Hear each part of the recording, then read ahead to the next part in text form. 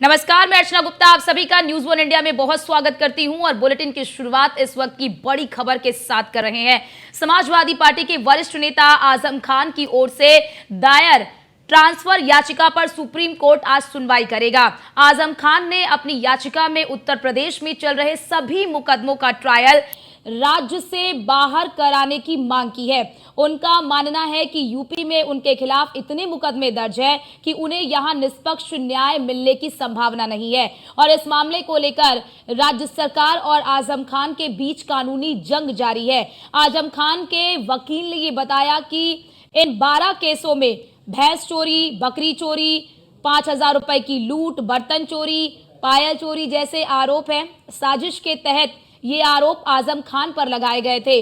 उन पर आरोप लगाया गया है कि जो लोग यतीम खाने में रह रहे थे उनके घर घर तोड़े गए और उनके घरों में भैंस, बकरी, तमाम चीजों की लूटपाट की गई।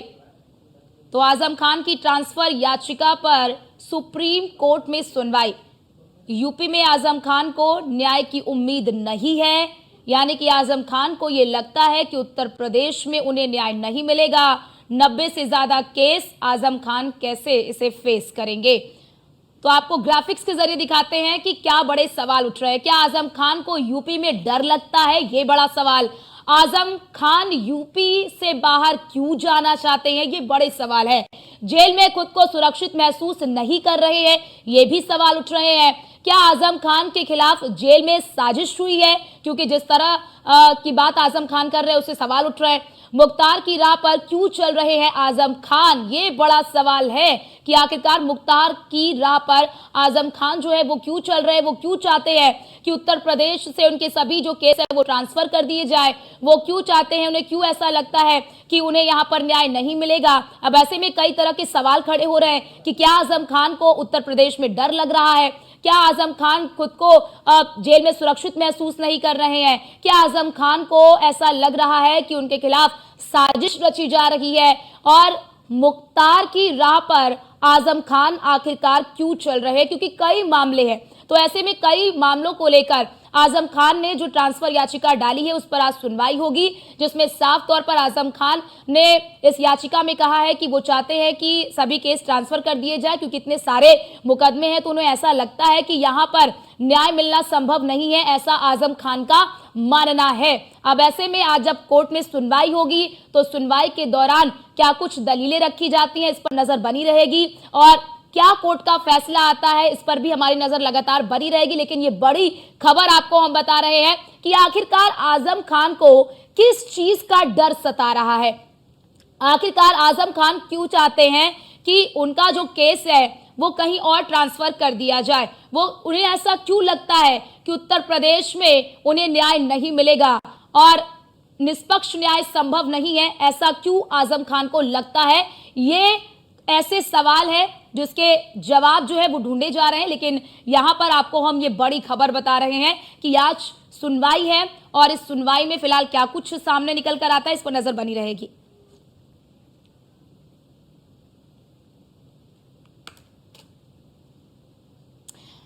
और हमारे साथ हमारे दो संवाददाता इस वक्त जुड़ चुके हैं। फहीम हमारे साथ रामपुर से जुड़ चुके हैं और पीयूष हमारे साथ दिल्ली से जुड़ चुके हैं। पहले पीयूष आपके पास आना चाहूंगी, कितने बजे ये सुनवाई है?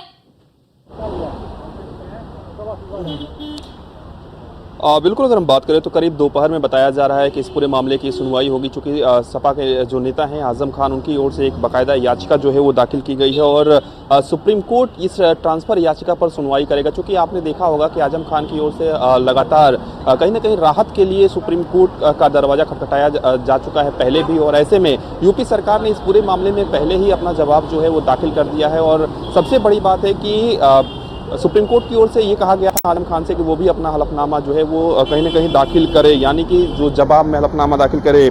ऐसे में आजम खान का ये कहना है कि यूपी में जो उनके खिलाफ जो केसेस चल रहे हैं, मुकदमे चल रहे हैं, उन्हें लगता है कि उत्तर प्रदेश में उन्हें निष्पक्ष न्याय नहीं मिलेगा। तो निश्चित रूप से एक तरीके से ये कह सकते हैं कि उत्तर प्रदेश सरकार पर सीधे तौर पर कहीं ना कहीं सवाल उठाए गए हैं, या यूँ कहें कि न्याय प्रणाली की अगर हम बात करें तो उसके जरिए एक जो मांग है वो कहीं ना कहीं आजम खान की ओर से किया गया है। हालांकि अब देखने वाली बात होगी कि जब सुप्रीम कोर्ट में इस पूरे मामले की सुनवाई होती है तो सुप्रीम कोर्ट की ओर से क्या कुछ कहा जाता है, क्या आजम खान को उस तरीके से राहत मिलती है जो आजम खान मांग कर रहे हैं या नहीं मिलती है, या फिर उत्तर प्रदेश सरकार ने जो हलफनामा दाखिल किया है या जो जवाब दिया है उसके जवाब में आजम खान की ओर से क्या कुछ जवाब दिया जाता है सुप्रीम कोर्ट पे, इस पर भी इसकी निगाहें टिकी हुई है। लेकिन एक बात स्पष्ट है कि जो सुनवाइयां या जो कार्रवाइयां आजम खान के खिलाफ हो रही हैं उत्तर प्रदेश में, निश्चित रूप से आजम खान की ओर से जो याचिका डाली गई है ये बहुत कुछ बयां करती है। हालांकि ये बात देखने वाली बात होगी कि दोनों ओर से जब दलीलें दी जाती हैं तो सुप्रीम कोर्ट की ओर से क्या कुछ टिप्पणी की जाती है या फिर कोई आदेश दिया जाता है या सुनवाई के लिए कोई अगली तारीख दी जाती है। तो निश्चित रूप से इस याचिका पर आज एक महत्वपूर्ण जो सुनवाई है वो सुप्रीम कोर्ट में होने वाली है। ठीक है पीयूष, आप हमारे साथ बने रहिए। फहीम आपके पास आना चाहते हैं। फहीम, क्या वजह है कि आजम खान को ऐसा लगता है कि उत्तर प्रदेश में कई सारे मुकदमे हैं जिसकी वजह से उन्हें निष्पक्ष न्याय नहीं मिल सकता है?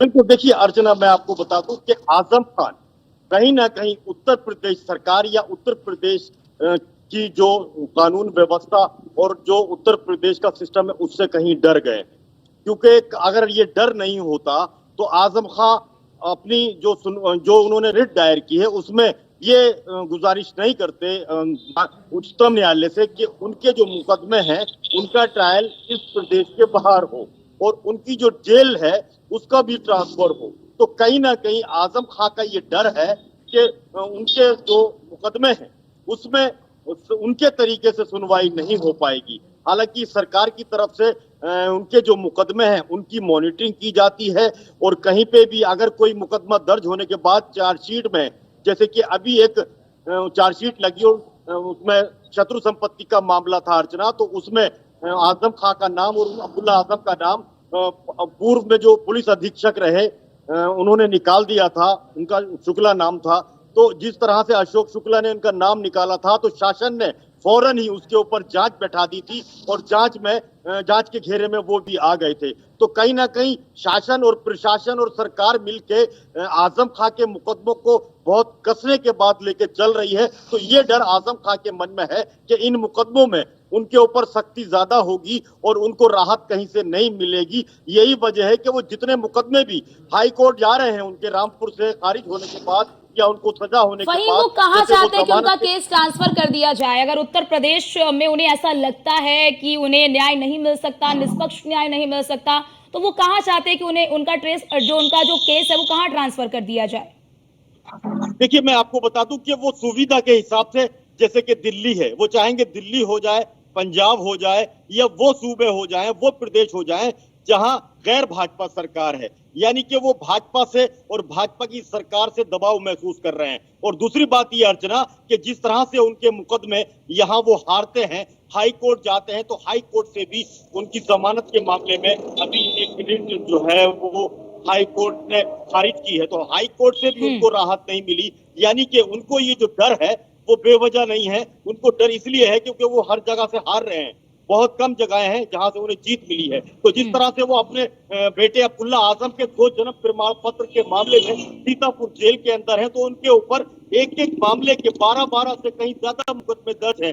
आप अर्चना, आपने खुद रामपुर देखा है आकर, यतीम खाना प्रकरण में 13 मुकदमे दर्ज हुए थे और जो डूंगर को बस्ती उजाड़ने का मामला था। आपको रोकना चाहते हैं, बीजेपी प्रवक्ता हमारे साथ अश्वनी जी जुड़ चुके हैं। अश्वनी जी, अब आजम खान ये कह रहे हैं कि उन्हें नहीं लगता कि उत्तर प्रदेश में उन्हें निष्पक्ष न्याय मिल पाएगा। आजम खान के ऊपर इतने मुकदमे हैं, बकरी चोरी से लेकर और पता नहीं क्या क्या चोरी का मुकदमा है उनको, और वो उत्तर प्रदेश में ही मंत्री रह चुके हैं और उनको उत्तर प्रदेश पर नहीं भरोसा है, न्यायपालिका पर भी भरोसा है। कहीं ना कहीं जाएंगे तो न्यायपालिका के शरण में जाएंगे। आजम खान जी कुछ भी कह सकते हैं। तो ये तो इस समय इंडिया अलायंस की नेताओं की, सपा की, सबकी ये आदत बन गई है। न्यायपालिका, किसी भी संवैधानिक संस्था पर भरोसा नहीं, कुछ भी ये लोग करते रहते हैं। उसी कड़ी में ये इनका बोलना होगा, क्योंकि उत्तर प्रदेश, मान लीजिए कि सरकार से आपसे क्या मतलब है, आपका मुकदमा न्यायालय में चल रहा है, तो कहीं भी न्यायालय में आप जो है जाएंगे और माननीय न्यायाधीश जी आपके साथ इंसाफ करेंगे। ये तो कहा गया है कि गुनाहगार छूट जाए लेकिन एक बेगुनाह नहीं वो फंसना चाहिए। तो ये अगर गुनाहगार अश्विनी जी, होंगे, क्योंकि इससे पहले इतने प्रकरण हुए हैं जिसकी वजह से आजम खान उत्तर प्रदेश की जेल में खुद को सुरक्षित महसूस नहीं कर रहे हैं। देखिए आजम खान ऐसे बवाली नेता हैं जिनके ऊपर इतने मुकदमे हैं, जिन्होंने जमीन कब्जा किया। अपने रामपुर में देखिए कितने लोगों ने बयान दिया, क्या क्या उनके ऊपर मुकदमे लगे हैं। और उसके बाद वो आदमी कहता है उनकी बातों का भरोसा मीडिया करे और राजनीतिक लोग करे, तो ये बेमानी लगता है। इसलिए आजम खान का मामला जो है न्यायालय को छोड़ देना चाहिए। न्यायालय के हाथ में है, जो भी आगे होगा देखा जाएगा। अश्विनी जी, अगर एक तरह से अगर मान लीजिए कि अगर केस ट्रांसफर हो जाता है तो क्या फिर ये मामलों का निस्तारण हो पाएगा? अगर ट्रांसफर होता है तो देखिए अब ये कहा जाए कि अगर बुआ की मूछें होती तो फूफा होने को कहते, ये अगर और मगर की बात नहीं है। ये तो न्यायालय की प्रक्रिया है। हम न्यायालय जाने और आजम खान जी जाने। आजम खान जी निर्दोष होंगे तो उनको जो है कहीं भी रहेंगे, हिंदुस्तान में ही रहेंगे। किसी भी अदालत में उनका ट्रांसफर अगर होता है मुकदमे का, वहां पर माननीय न्यायाधीश ही होंगे। तो अदालत का भरोसा तो इस समय जो है सब लोगों को करना ही चाहिए, और हम भी कर रहे हैं। आजम खान को भी क्योंकि कर रहे हैं। अश्विनी जी, जिस तरह से आजम खान अब कह रहे हैं कि उन्हें यहाँ पर ऐसा लगता है कि निष्पक्ष न्याय नहीं मिलेगा, ऐसे में यही समझ में आ रहा है कि वो मुख्तार अंसारी के राह पर चलने की कोशिश कर रहे हैं। देखिए इन लोगों का पहले से आपने बहुत अच्छा सवाल पूछ लिया। जिस तरीके से मुख्तार अंसारी रोपड़ जेल में ऐश कर रहे थे, वहां से किस तरीके से उत्तर प्रदेश की सरकार ने उनको यहाँ पर बुलाया और वो देखने को आया, तो ये कांग्रेसियों की मिली भगत थी। हो सकता है इनकी भी बात किसी से हो गई हो। आजम खान वही नेता है जो इंडिया अलायंस के जो नेता बोलते रहे भारत माता को डायन कहने वाले ये हैं। आज मुकदमा झेल रहे हैं तो इनको यहाँ पर भरोसा नहीं है। वहां के न्यायालय में देखिए मुकदमे अगर होंगे तो मुकदमे वो ट्रांसफर करा लेंगे, तो भी न्यायालय के पास ही तो जाएगा। वो कैसे कह सकते हैं कि सरकार का उसमें क्या दखल है? क्योंकि अश्विनी जी, जैसे आपने जिक्र किया कि किस तरह से जब रोपड़ जेल से उत्तर प्रदेश की जेल में शिफ्ट करना पड़ा तो कितनी चुनौतियों का सामना करना पड़ा राज्य सरकार को। ऐसे में अगर आजम खान का भी केस कहीं और जगह पर ट्रांसफर हो जाता है, जैसा कि अभी हमारे संवाददाता फहीम बता रहे थे, वो चाहते हैं कि ऐसे जगह पर ट्रांसफर हो जहां पर गैर बीजेपी शासित राज्य है वो, ऐसे में सरकार के सामने भी तो चुनौती हो जाएगी ना उनको दोबारा से उत्तर प्रदेश की जेल में लाना। तो क्या ये सरकार और न्यायपालिका को एक में मिलाना चाहते हैं? ये चाहते हैं कि सरकार न्यायपालिका के बस में है और न्यायपालिका सरकार के बस में है।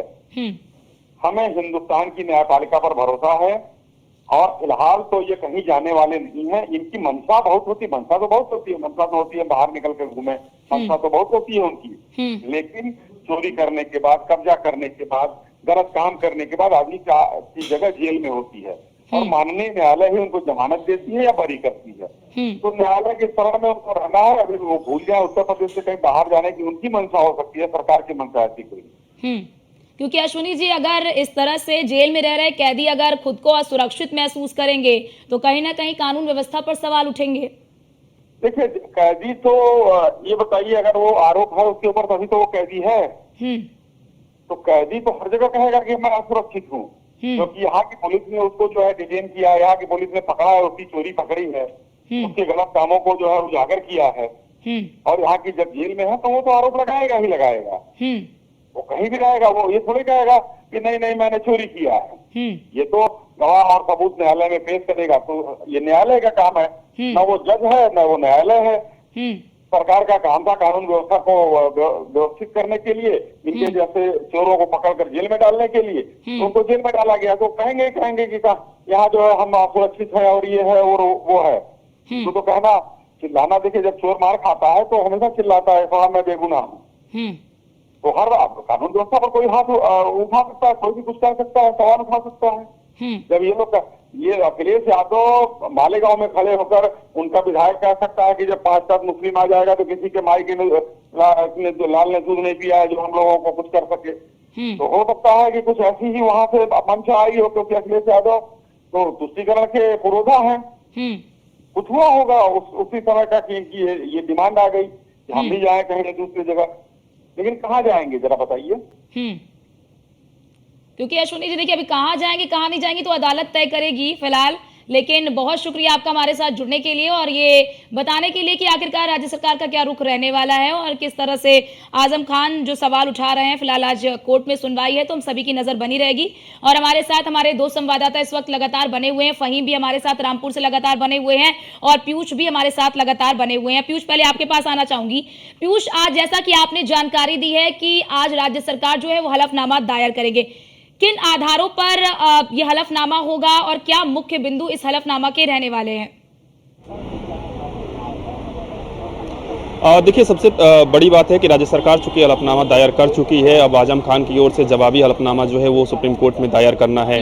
और इसके साथ ही एक और जानकारी आपको अपडेट दे दें कि आज इस पूरे मामले की जो सुनवाई है वो टल गई है, चूंकि आजम खान की ओर से जो वकील पेश हुए थे MM सुंदरेश जस्टिस चूंकि हैं और उनकी अध्यक्षता में ये जो बेंच है वो सुनवाई कर रही थी। तो ऐसे में पहले अपने दर्शकों को बता देते हैं कि ये बड़ी खबर सामने आ रही है कि आज की सुनवाई टल गई है। आपके पास आते हैं पीयूष, हमारे साथ कांग्रेस के नेता मुन्ना खान जी जुड़ चुके हैं। मुन्ना जी, अब आजम खान ये कह रहे हैं कि उन्हें ऐसा लगता है कि उत्तर प्रदेश में निष्पक्ष न्याय नहीं मिल पाएगा। देखिए, कहीं ना कहीं वाकई ये सरकार विश्वास खोती हुई सरकार है। जिस तरीके से आए दिन एक कम्युनिटी के ऊपर टारगेट करना, एक कम्युनिटी के लिए गलत शब्द का इस्तेमाल करना, 25 करोड़ के चुने हुए जनता के मुख्यमंत्री का ये सही बर्ताव नहीं दिख रहा। जिस तरीके से आज उत्तर प्रदेश में जो जनता है, वहाँ की जनता है, जो एक कम्युनिटी के लोग है, वो कहीं ना कहीं हताशा है ये सरकार को लेकर के। जबकि यहाँ पे जिस तरीके से 25 करोड़ के चुने हुए जनता का मुख्यमंत्री है, उसके बाद सवाल ये है कि आप किस तरीके का भाषा का इस्तेमाल करो। आपने देखा कई तरीके की बातें बोलते हो, बटोगे तो कटोगे, तो नमाज यहाँ पढ़ोगे तो वहाँ पढ़ोगे, यहाँ रहना या पाकिस्तान जाना, इस तरीके का भाषा ये हमारा संविधान इजाजत नहीं देता। हमारे संविधान में साफ शब्दों में लिखा है कि अगर लेकिन जो चीज न्यायालय में है, जो चीज न्यायालय में है मुन्ना जी, उसमें सरकार क्या करेगी? देखिए, मैं कह रहा हूँ, बार बार ये कह रहा हूँ कि कांग्रेस पार्टी सिर्फ भारतीय जनता पार्टी से या कोई दल सिर्फ भारतीय जनता पार्टी से नहीं लड़ रहा। भारतीय जनता पार्टी के 5 सिस्टम से लड़ रहा है, उसके मसल से, पावर से, पैसे से, मीडिया से, मशीन से। तो सभी दल की लड़ाई 6 से है, सिर्फ भाजपा से नहीं है। जिस तरीके से संवैधानिक संस्थाओं पे भारतीय जनता पार्टी ने जो कब्जा किया हुआ है, जो शाह और शहनशाह की सारी, लेकिन मुन्ना खान जी, प्रदेश की कानून व्यवस्था बेहतर हुई है, यही वजह है ना कि आरोपियों में डर है। ये तो डर का माहौल तो बनाना पड़ेगा ना आरोपियों के लिए। आरोपियों के लिए थोड़ी बनाना पड़ेगा माहौल की भाई आरोपी ये समझे कि हम सुरक्षित हैं, हम बहुत खुले में जो आरोप है उसको हम अंजाम दे सकते हैं। ये तो सही चीज है ना, आरोपियों में डर तो बिठाना पड़ेगा।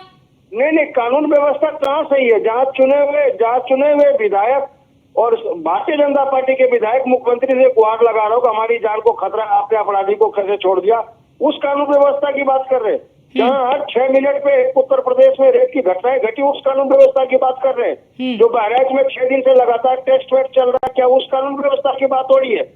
किसी एक समुदाय के धार्मिक स्थल पे जाकर के टारगेट करना, डीजे बजाना, अपशब्द कहना, उसके घर पे चढ़ के उसके झंडे को गिरवाना और भगवा झंडा लगाना, ये कानून व्यवस्था है।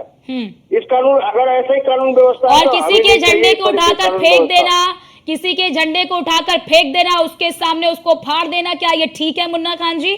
नहीं, ये सार्वजनिक नहीं, फिर आप एक तरफा बातें कर रहे हैं ना। आप कह रहे हैं कि किसी के सामने जाकर डीजे बजाना, किसी के घर से भगवा झंडा हटाकर दूसरा लगा देना, धार्मिक स्थल पे मस्जिद के आगे डीजे बजाना, ये आज तक इतिहास में आजादी के बाद कभी ऐसा हुआ क्या? नहीं हुआ। लेकिन 2014 के बाद ये घटनाएं बार बार देखने को मिल रही। क्यों? इसलिए कि सरकार के शय पे ये सब किया जा रहा है। अच्छा, डीजे बजाना गलत था मुन्ना खान जी? मुन्ना खान जी, डीजे बजाना गलत था और हत्या करना ठीक है आपके मुताबिक? मैं ये कह रहा हूँ, डीजे बजाना किसी धार्मिक स्थल पे, चाहे मंदिर हो या मस्जिद हो, वहाँ गलत है।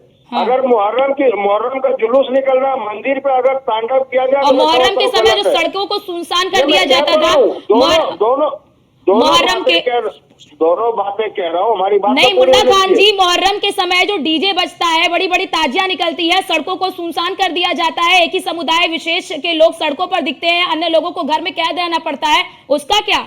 मैं यही दोनों बातें कह रहा हूँ। नहीं, आप एक बात कह रहे हैं मुन्ना खान जी, धार्मिक स्तर पे मैं कह रहा हूँ, धार्मिक स्थल पे अगर किसी तरह का उन्माद होता है तो प्रशासन की जिम्मेवारी है। अगर पता था उस रूट पे कई मस्जिदें आ रही है तो मैं समझता हूँ प्रशासन को वहाँ पे पुलिस बल खड़ा करना चाहिए, पुलिस बल की तैनाती होनी चाहिए थी। जब इस तरीके के उन्माद मचाए जा रहे थे तो प्रशासन कहाँ थी? प्रशासन सो रही थी क्या? या इस तरीके के छूट दिए जाते हैं कि आप इस तरीके का करो? और सौहार्द, आपसी सौहार्द, जो भाईचारगी, जो गंगा जमनी तहजीब, जो लोगों का कई वर्षों से बना हुआ है, उसको बिगाड़ने के लिए ऐसा किया जा रहा बार बार। मुन्ना खान जी, अच्छा एक मिनट, मुन्ना खान जी, अगर मुन्ना खान जी हिंदू अगर अपनी यात्रा निकाले तो वो धार्मिक माहौल को खराब कर रहे हैं, और अगर मुस्लिम जो हैं वो अगर कुछ अपना करते हैं तो वो ठीक कर रहे हैं, तब धार्मिक माहौल नहीं बिगड़ता आपके मुताबिक? नहीं, धार्मिक माहौल तब बिगड़ता, मैं क्या कह रहा हूँ मैं कि हिंदू भाई के धार्मिक यात्रा पे और मुसलमान के धार्मिक यात्रा पे बात नहीं हो रही, बहस नहीं हो रही। सवाल ये है कि आप समाज को किस ओर ले जाना चाहते हो, सवाल ये है। अगर मुस्लिम की यात्रा अगर मंदिर के रास्ते निकल रही है तो प्रशासन वहाँ अपनी चौकसी क्यों नहीं की? अगर हिंदू भाई की यात्रा मस्जिद की ओर से निकल रही है, वहाँ डीजे बज रहे, अनाप शनाप शब्द कहे जा रहे हैं, तो वहाँ पे प्रशासन कहाँ थी? क्या प्रशासन को ये पता नहीं था कि इस तरीके को उन्माद मच जाएंगे? इसका ये साफ साफ सीधा मतलब है, कहीं न कहीं प्रशासन ये चाहता है कि आप हिंदू मुस्लिम में उलझे रहे, ताकि कोई भी आदमी ये सवाल न कर पाए कि विकास कहाँ है, युवाओं के रोजगार कहाँ है, महंगाई कहाँ है। इस तरीके की बातें बार बार ये सरकार में देखी जा रही है। ठीक है मुन्ना खान जी, बहुत शुक्रिया आपका हमारे साथ जुड़ने के लिए और अपना पक्ष भी रखने के लिए, और हमारे साथ हमारे संवाददाता लगातार हमारे साथ बने हुए हैं। पीयूष ने एक बड़ी जानकारी दी कि आज की सुनवाई टल चुकी है। और पीयूष, जरा ये भी बताइए कि सुनवाई किस वजह से टली है, फिर मैं फहीम आपके पास आती हूँ। हाँ देखिए, अगर हम बात करें तो चूंकि जो जस्टिस हैं MM सुंदरेश, उनकी अध्यक्षता में ये सुनवाई कहीं ना कहीं होने वाली थी, और ऐसे में जब वकील पेश हुए आजम खान की ओर से, उन्होंने कहा कि हम इस पूरे मामले में विस्तार से चाहते हैं कि इस पर बहस हो और इसके लिए काफ़ी समय लगेगा। तो शायद यही वजह बताई जा रही है कि आज इस सुनवाई को टाल दिया गया है। संभवतः कल ये सुनवाई एक बार फिर से शुरू होगी, क्योंकि जब भी इस तरीके की सुनवाई होती है तो निश्चित रूप से दोनों ही पक्षों की दलीलें जो है वो सुनी जाती है, चाहे उत्तर प्रदेश सरकार की बात करें या फिर आजम खान की ओर से भी जो भी दलीलें दी गई हैं। तो एक विस्तार से चर्चा के लिए, बहस के लिए कहीं ना कहीं ये समय जो है वो मांगा गया है, या ये कहें कि एक सुझाव जो है वो जस्टिस को दिया गया था। तो ऐसे में इस वजह से संभवतः ये सुनवाई जो है आज के लिए टली है। अब देखने वाली बात होगी कि ये सुनवाई कल अगर होती है तो क्या कुछ दलीलें जो है आजम खान के वकील की ओर से और उत्तर प्रदेश सरकार की ओर से भी अगर उनका पक्ष। ठीक है पीयूष, आप हमारे साथ बने रहिए। फहीम, आपके पास आना चाहूंगी। फहीम, बड़ा सवाल ये कि क्या आजम खान को उत्तर प्रदेश की जेल में डर लग रहा है और यही वजह है कि वो चाहते हैं कि उनका जो सभी केस है वो कहीं और ट्रांसफर कर दिया जाए? बिल्कुल, देखिए, डरने की बात आजम खान की इसलिए है क्योंकि आजम खान के सामने कई सारे उदाहरण हैं कि जेल के अंदर भी लोगों की मौत हो जाती है। दूसरी चीज ये है कि उनको भरोसा नहीं है सरकार के ऊपर, उनको भरोसा नहीं है सिस्टम के ऊपर, उन्हें भरोसा नहीं है प्रशासन के ऊपर, और उन्हें भरोसा नहीं है पुलिस के ऊपर, क्योंकि जिस तरह से कार्रवाइयां उनके खिलाफ हो रही हैं वो उन कार्रवाइयों से डर गए हैं। और डर इसलिए है क्योंकि उनके खिलाफ लगातार मुकदमे जो है वो पटल पर आ रहे हैं, उसकी सुनवाई आखिरी चरण में है, और सुनवाई होने के बाद जब उनको यहाँ सजा है या वो फैसला उनके खिलाफ जाता है तो वो हाईकोर्ट इलाहाबाद जाते हैं, और वहां जाने के बाद भी उस मुकदमे को हार जाते हैं। मैं ये इसलिए कह रहा हूं कि एक उदाहरण अभी का दे दूं कि जिसमें उन्होंने जमानत का प्रार्थना पत्र लगाया था, वो जमानत प्रार्थना पत्र हाई कोर्ट इलाहाबाद ने खारिज किया है। तो ये जो है यही एक डर, और डर इसलिए है कि कहीं कुछ और बड़ा ना हो जाए। हालांकि आजम खान 5 साल 7 साल 10 साल कई मुकदमों में की सजा आजम खान सीतापुर जेल के अंदर है, उनके बेटे हरदोई है, और उनकी जो पूर्व राज्यसभा मेंबर थी पत्नी तंजीम फातिमा, वो इस वक्त जेल से बाहर है क्योंकि उनकी उम्र के तकाजे के साथ अदालत ने उनके ऊपर रहम करते हुए उन्हें बाहर किया है। खैर, जिस तरह से ये डर वाली बात सामने आई है तो ये डर आजम खान को है, और इस डर को मैं पुख्ता इसलिए करता हूं क्योंकि ये कहीं ना कहीं आजम खान को लगता है कि उनको यहाँ उनके हिसाब से जो वो चीजें चाहेंगे या चाहते हैं उनके फेवर में वो चीजें यहाँ नहीं हो पाएंगी, क्योंकि राज्य सरकार ने जो राज्य सरकार ने जिस तरह से।